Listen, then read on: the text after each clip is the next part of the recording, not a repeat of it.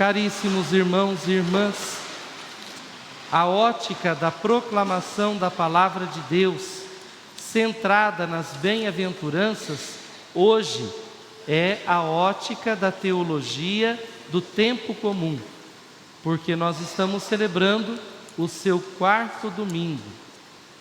Me recordo que algumas pessoas afirmam que na época Mahatma Gandhi, que nem era cristão, afirmava que nós cristãos somos extremamente privilegiados. Por quê? Porque ele afirmava também que mesmo que perdêssemos todas as nossas sagradas escrituras e sobrasse apenas o Sermão da Montanha, cujo coração são as bem-aventuranças, ainda assim nós teríamos pistas claras para alcançar a nossa salvação. Para vocês terem ideia da importância dos ensinamentos que Jesus hoje traz para nós, assim como também levou para os seus discípulos naquela época, quando ele subiu ao monte e sentou-se para ensiná-los.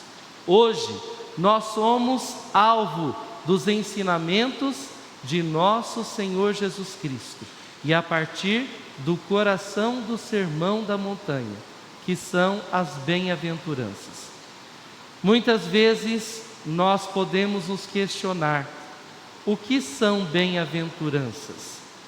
Bem-aventuranças são felicitações, são declarações de felicidade. Também há uma corrente da filosofia que afirma que o ser humano busca para o seu fim último a felicidade.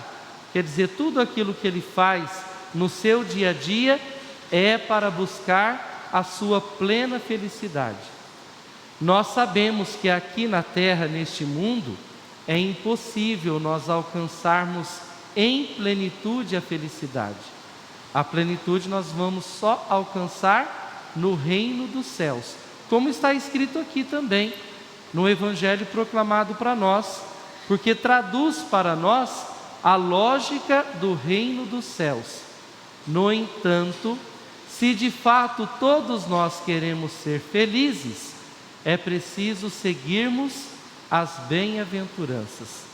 E aí a felicidade plena está na morada do reino dos céus. Para nós alcançarmos a nossa morada no reino dos céus, é preciso nós vivenciarmos as bem-aventuranças.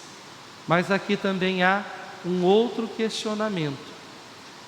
Aos olhos da sociedade, a felicidade consiste justamente na pobreza em espírito, justamente no chorar, justamente na humildade, na pureza de coração, na busca pela paz, na promoção da justiça e também na vivência da misericórdia?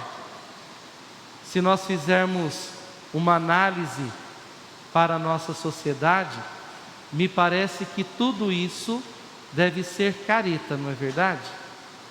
A sociedade não busca nenhum dos valores que nos foram proclamados no Evangelho de hoje. E vejam, não é de hoje que a sociedade não busca todos esses valores evangélicos. Se olharmos lá na primeira leitura, o profeta Sofonias também denunciava a mesma coisa, não é? Denunciava a autossuficiência, a segurança em si, a busca de segurança nas pessoas e nas coisas materiais. Estas características de antigamente, na época do profeta Sofonias, também são claras na nossa sociedade atual, infelizmente. E se são claras na nossa sociedade atual, significa que nós cristãos temos falhado e muito no nosso processo de conversão. Concordam comigo? Quer dizer, nós não temos nos esforçado na vivência das bem-aventuranças. Então, me parece que há uma contradição entre a lógica do reino de Deus expressa nas 3 leituras proclamadas para nós hoje e a lógica da nossa sociedade, que é uma sociedade capitalista, que coloca inclusive acima da vida humana, a vida do ser humano, a produção do capital, o giro do capital. O apóstolo Paulo, na segunda leitura, quando escreve a sua primeira carta aos Coríntios, também denuncia a mesma coisa. Ele diz que é vocação de todo cristão trabalhar para tornar-se humilde. Olha a virtude que é colocada em evidência para a nossa reflexão, a virtude da humildade. A virtude da humildade tem tudo a ver com a pobreza em espírito. Olha a preposição, em espírito, não pobreza de espírito. Porque a pobreza de espírito significa justamente quando nós deixamos de partilhar, quando nós deixamos de viver a caridade, quando nós deixamos de olhar para as necessidades do outro, a exemplo de Jesus Cristo. Mas quando nós mudamos a preposição, como está escrito, tanto no refrão do Salmo responsorial de hoje, quanto na primeira bem-aventurança do Evangelho proclamado, escrito por Mateus, é pobreza em espírito. Significa humildade, significa entregar-se para o trabalho pela paz, promoção da paz e da justiça, vivência da misericórdia. A pergunta que não quer calar: eu, que sou presbítero da Igreja de Jesus Cristo, e vocês, queridos irmãos e irmãs, que são leigos e leigas batizados, chamados a serem discípulos missionários de nosso Senhor Jesus Cristo, juntos, nós temos vivido os princípios das bem-aventuranças? Nós devemos nos questionar. Se de fato nós detectarmos que temos falhas em nossas vidas, então está mais do que na hora de nos convertermos e nos esforçarmos para vivenciar tudo aquilo que Jesus Cristo hoje nos ensina. Mas será que nós estamos dispostos? Nós nos sentimos realmente vocacionados à experiência e à vivência das bem-aventuranças? Como o próprio São Paulo diz na segunda leitura de hoje, o que é que ele fala lá no início? Vocês devem se sentir chamados por Deus para se tornarem humildes, para se tornarem promotores da paz, para se tornarem promotores da misericórdia, da justiça. Quantas e quantas vezes os pobres e humildes não vivem estes princípios que nos são ensinados? Não é fácil. Significa remar contra a maré, numa sociedade que é extremamente egoísta, que na verdade promove confusões, não é verdade?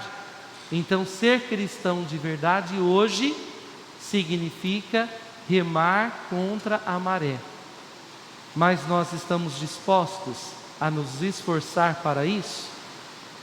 Que o Espírito das bem-aventuranças, o Espírito de Deus, possa pairar sobre cada um de nós, para nos inspirar, para nos encorajar, para nos tornar fortes, perseverantes, principalmente nas tribulações, como estão escritos aqui, no finalzinho, na última das bem-aventuranças.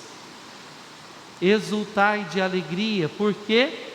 Porque se vocês estão sendo perseguidos pela vivência dos princípios das bem-aventuranças, a recompensa de vocês está no reino dos céus. Olha a promessa do reino dos céus para cada um de nós. Então, povo cristão, perseverança, esta é a palavra-chave. Louvado seja nosso Senhor Jesus Cristo. Para sempre seja louvado. Esse programa teve o apoio dos nossos benfeitores.